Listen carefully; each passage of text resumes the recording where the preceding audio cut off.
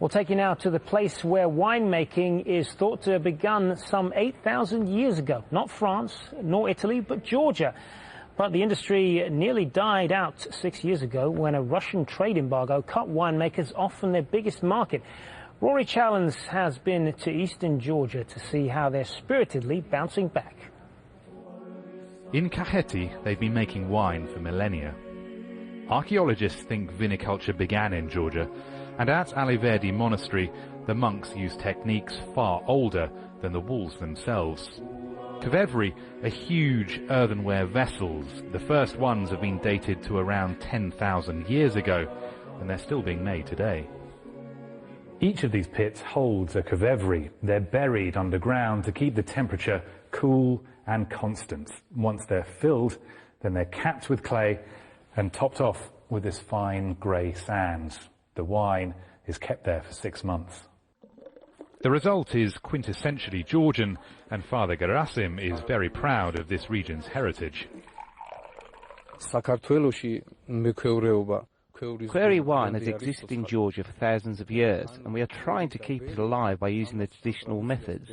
A very good example of this is Aliverdi's monastery and its cellar. Kvevari wine is a niche product, low volume, high prices, selling to buyers in the know.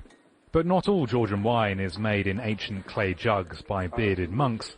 The country also has a much more modern wine industry. 6 years ago, it went through a wrenching crisis. Georgia's biggest wine market, Russia, was suddenly closed after a diplomatic spat led to Moscow banning imports. Foreign sales tumbled by 80%, but it forced the industry to improve quality and find new markets in Europe, the US and China.